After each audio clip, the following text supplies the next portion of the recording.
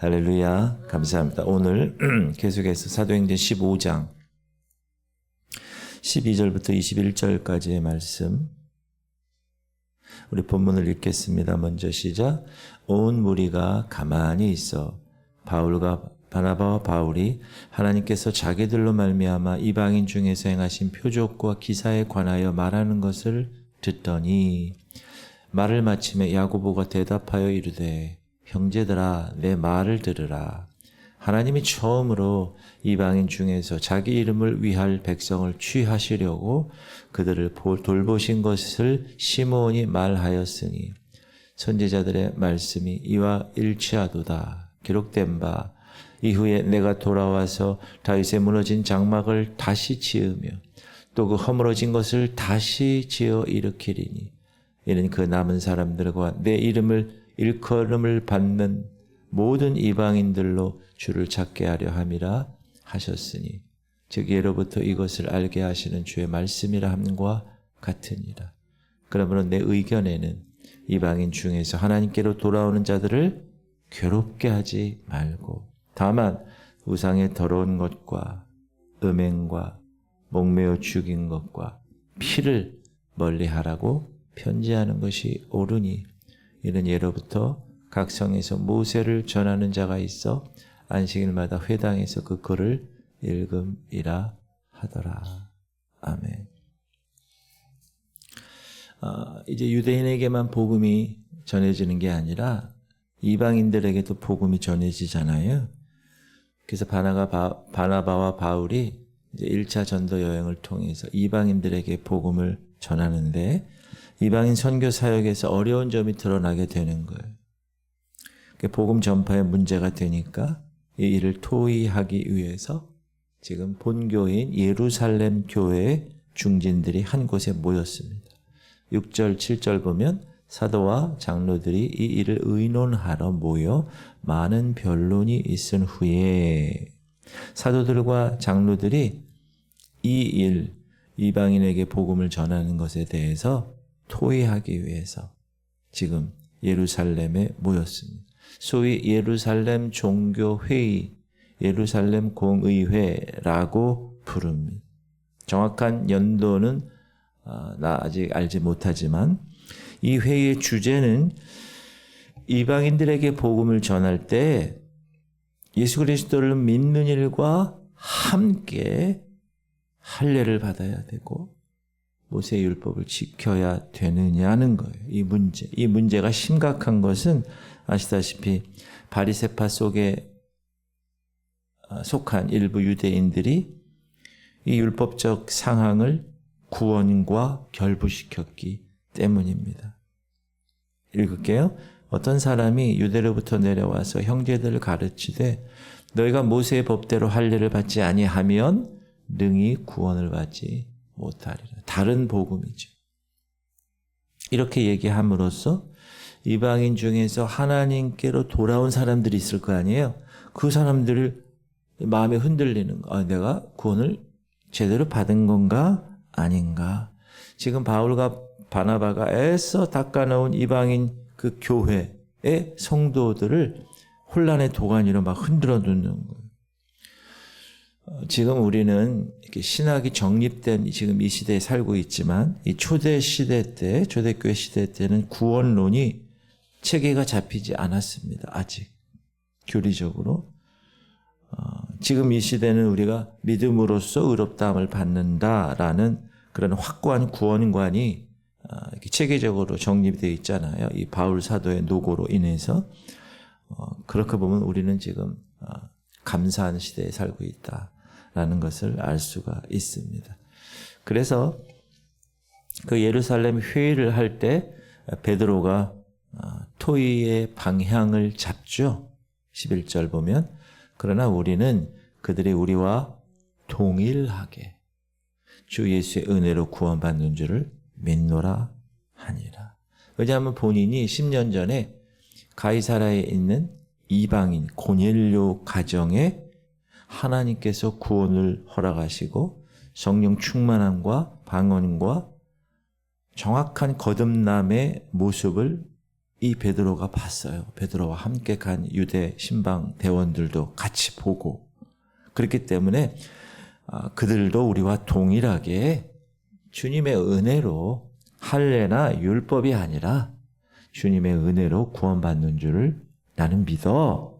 그렇게 얘기하고 나서 이제 예루살렘 교회 지도자인 야고보가 이 모든 토론의 결론을 내립니다. 오늘이 그 토론의 결론이에요. 4가지 금기사항을 제외하고는 다 동일하게 예수 그리스도 은혜로 구원받는 것이다. 이렇게.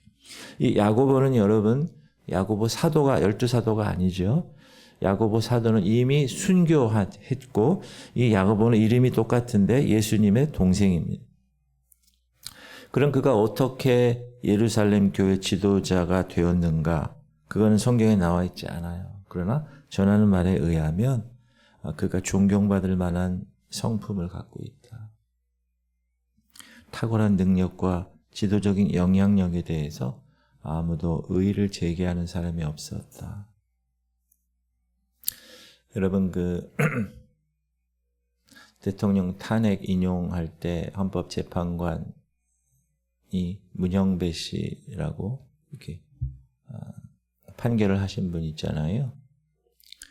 그분이 너무 가난해서 그 교복 입을 당시에 까만 교복, 머리 빡빡 깎고, 중학교 시절인 것 같은데, 그 중학교 졸업 앨범에 이제 교복을 입고 찍은 사진들이 다 있잖아요. 여러분들 다. 그리고 여기 명찰이 다른 사람이래요. 이거 무슨 얘기냐? 교복이 없어서 빌려서 입고 사진을 찍은 게 나와가지고 그게 요즘 사람들한테 회자가 되는데, 그렇게 가난한 사람이지만, 그렇게 가난하게 공부했지만 대한민국 한 나라의 헌법재판소로 거기서 이 중차대한 일들을 결정을 한 것에 대해서 사람들이 높이 평가하는. 근데 핵심이 뭐죠?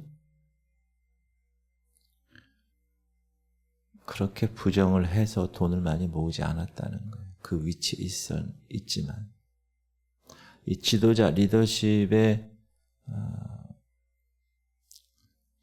모습을 여러분들이 이렇게 보면서 그 위치에 있을 때 어떻게 하면 자기 사리 사역을 위해서 챙길 것인가. 이게 아니라 그 위치를 준 저 같은 경우는 하나님과 또 하나님이 명하신 일들을 위해서 최선을 다할 것인가. 거기에 포커스를 맞춰서 일을 해야 진정한 리더십이 아닌가. 그런 생각을 하게 됩니다. 이 야고보 이제 장로죠. 지금 우리가 목사님, 예루살렘 교회 야고보 목사님은 그렇게 사람들로부터 존경받을 만한 사람이었다. 아무도 이 의의를 제기하는 사람이 없었다. 그러니까 말을 마치니까, 베드로가 말을 마치니까 야고보가 베드로의 말과 구약 성경에 있는 성경의 말, 선지자의 말이 똑같다.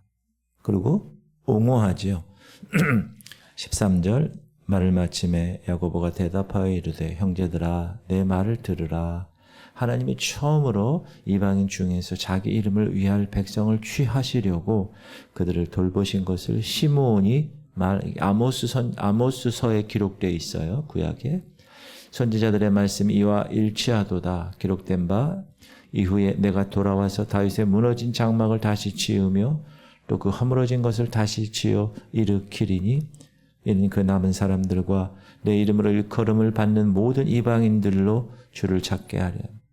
그렇죠? 남은 자들은 유대인들을 얘기하고 내 이름으로 일컬음 받는 모든 이방인들까지 포함해서 주님을 찾게 하는 것이 지금 아모스서에 나오는 그 말씀을 인용하는 거죠. 즉 예로부터 이것을 알게 하시는 주의 말씀이라 함과 같으니라.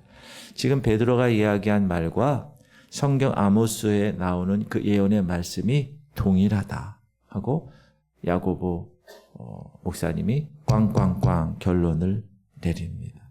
이 아모스 선지자의 예언된 말씀은 다윗 왕국의 재건을 의미하는 거죠. 그래서 다윗 왕의 왕을 이어서 다윗 집의 영원한 왕이 될 누구요? 예수 그리스도의 왕권을 말씀하신 것입니다. 그래서 예수님은 다윗의 왕권을 가지고 태어나셨고 또 그가 돌아가시고 우리의 모든 죄 문제를 십자가에서 해결하시고 승천하셔서 영광스러운 교회를 이제 사도행전 이후에 영광스러운 교회를 통해서 그의 백성들을 일으키시는 거예요. 그게 지금까지 우리 여기 연수동의 지구촌 성결교회까지 오게 된 겁니다. 그러면서 하나님께로 돌아오는 이방인들을 괴롭게 하지 마. 19절. 그러므로 내 의견에는 이방인 중에서 하나님께로 돌아오는 자들을 괴롭게 하지 말고. 이 야고보 장로는 예루살렘 교회 최고 지도자적인 입장에서 그의 결론적인 의견을 꽝꽝꽝 개진합니다. 하나님의 은혜만으로 구원받아야 할 이방인들에게 할례를 받게 하거나 율법을 지키는 일을 구원과 결부시키면 안 돼. 이것은 하나님 말씀에 어긋나는 거야. 하나님께로 돌아오는 이방인들을 괴롭히는 거야. 그렇기 때문에 예외 조항 4개를 위배하지 않는 한 이방인들의 구원도 승인돼야 돼 라고 말하는. 그러면 그 예외 조항이 4가지가 뭔가? 제가 번호를 적어놨어요. 다만 우상에 더러운 것, 음행, 목매어 죽인 것, 피를 멀리하라. 우상에 더러운 것 멀리해, 음행 멀리해, 목매어 죽인 것 멀리해, 피를 멀리하는 모든 이방인들은 다 구원받은 것으로, 할례나 율법을 지키는 것은 구원을 받는 조건이 아닌 것을 정확하게 규정하고 있습니다. 이 야고보가 얘기한 이 4가지 의견에는 내 의견에는 이렇게 얘기해요. My sentence is 이렇게. 첫 번째는 우상에 더러운 거 피해라는. 첫 번째 왜 이게 나왔을까? 이건 뭐죠? 그 당시 사람들은 우상의 제물을 많이 먹었다는. 목사님, 어떻게 그리스도인들의 우상의 제물을 먹습니까? 왜냐하면 고기를 먹어야 되잖아요. 고기를 먹는데 정육점 가서 고기를 사는 건 비싸.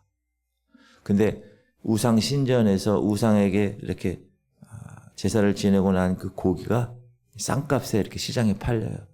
그러니까 돈이 대부분 없을 거 아니에요? 그러면 정육점 가서 고기를 사지 않고 우상 신전에서 이제 다 우상 제사에 사용됐던 고기들을 이렇게 파는, 많이 저렴하니까 그걸 사서 많이 먹었다는 거예요. 그러니까 그 규정을 첫 번째로 얘기하는 거예요. 우상의 제물은 율법의 금기 사항이야. 그리고 여러분, 하나님 섬기는 사람들이 어떻게 우상에게 바쳐진 고기를 먹어요? 그건 양심에 관한 문제죠.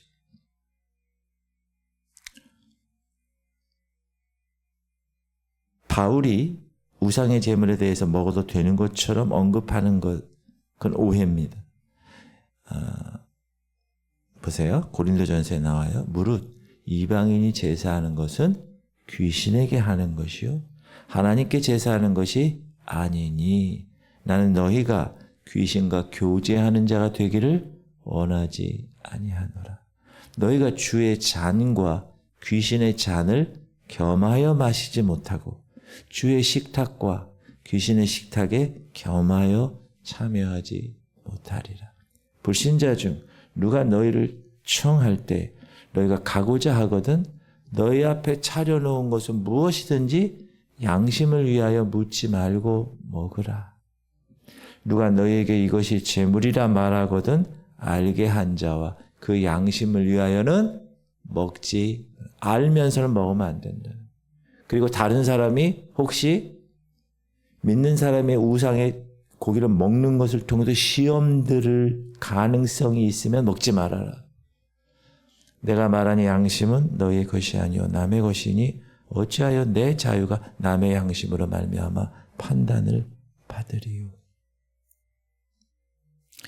제가 성지순례 때 고린도를 갔었어요. 도시에.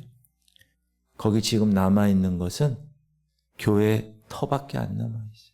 그리고 그 당시는 교회가 다 가정에 이렇게 있거나 규모가 작고 또 오랜 세월에 다 없어지고 뭐만 남아있어요? 신전만 남아있어요. 신전. 아폴로 신전만 남아있어요. 그만큼 고린도라는 도시 또 유럽이라는 그 도시가 다 신전이 크고 많았고 신전에서 나온 우상 제사에 사용됐던 고기들을 일반적으로 다 아무런 생각 없이 다 먹었었다. 그거를 금한 우상에 더러운 것 금해라. 두 번째는 음행을 피해라. 이 유대인들은 음행에 대해서 율법적인 규제를 정확하게 받죠. 그러나 이방인들은 그렇지 않았어요. 이방인들은 그 음행이 널리 일반화되어 있었어요. 특히 고린도 교회 같은 경우는 신전에서 예배 드리는 순서, 예배가 다 끝난 순서에 음행이 있어요. 자, 그러니까 그 이방 신전의 여사제들이 오는 신도들과 그 이방인 예배 중간에 음행을 하는 거예요. 창녀들이 있는 거예요. 신전에 있는 창녀들, 그걸 홀리 프로스티튜트라고 그러는데 그게 일반화된 거예요. 사람들이. 그런 문화가. 그러니까 음행하는 거에 관해서는 그렇게 크게 문제가 되지 않는다고 생각을 하는 거예요. 그래서 예루살렘 교회에서 안 돼. 음행을 피해야 구원받는 거야. 이렇게. 세 번째, 네 번째는 목매어 죽인 것 피하고 피를 멀리하라. 이렇게 얘기했잖아요. 짐승을 목매어 죽이는 일은 그 당시 이방인들 사이에서는 일반화된 방법이었습니다. 그냥 내일 오늘 화요일인가요? 내일 수요일 날 우리 레위기 공부하잖아요. 내일 말씀에 이 말씀이 나오는데 기대하셔도 좋습니다. 왜 그럴까? 잔인한 살생 방법. 왜? 지금 잠깐 말씀드리면 생명은 하나님이 주시는 겁니다. 생명. 모든 생명, 짐승까지도. 그러니까 그 생명을 죽이는 것, 그것도 잔인하게 죽이는 것은 하나님의 원래 창조 원리에 위배되기 때문에 그렇습니다. 그리고 피를 빼지 않고 먹는 이것도 마찬가지. 왜? 피는 생명이기 때문에. 제가 얘기했죠. 제 친구 목사 사모님이 혈액암이에요. 그래서 혈액에 암세포가 있는 거예요. 돌아다니면서 계속 온몸에. 그러니까 어떤 때 혈소판 수치가 낮아지면 쓰러지는. 그러면 봉고차에 몰고 길병원에 응급으로 가는. 그러면 가자마자 하는 게 피를 갈아요. 정상적인 피로 갈아. 쫙. 그럼 다시 깨어나는. 그러면서 저한테 그렇게 얘기하는. 명목사, 성경에서 피가 생명이라는 것을 나는 항상 깨달아. 왜? 피를 새로 갈면 살아나니까. 그래서 이런 율법 이전에 성경에서 금지하고 있는 이 일들, 노아 홍수 이후에 하나님이 이제 짐승을 잡아 먹으라고 얘기했거든요. 이제 창세기 읽어볼게요. 모든 산 동물은 너희의 먹을 것이 될지라. 채소같이 내가 이것을 다 너희에게 주노라. 그러나 고기는 그 생명되는 피채 먹지 말까. 이거는 율법 이전이에요, 지금. 율법은 출애굽기, 이건 창세기예요. 내가 반드시 너희의 피, 곧 너희 생명의 피를 찾으리니 짐승이면 그 짐승에게서, 사람이나 사람의 형제면 그에게서 그의 생명을 찾으리라. 왜? 생명은 하나님의 손 안에 있기 때문에.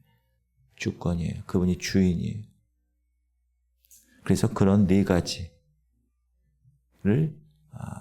피하면 이방인들도 동일하게 유대인처럼 구원을 받은 것으로 인정한다. 이렇게.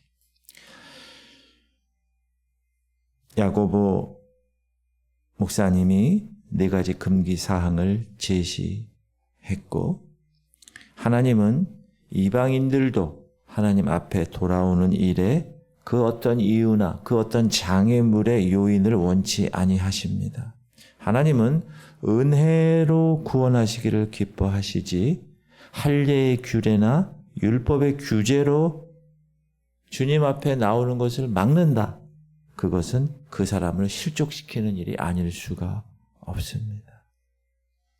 그러므로 주 앞에 나온 모든 심령들에게 우리는 은혜로 믿음으로 구원받는 것을 정확하게 강단에서 선포해야 되고, 여러분들도 그것을 알고 복음을 전파할 때 정확한 복음을 전파하실 수 있기를 주님의 이름으로 축복합니다.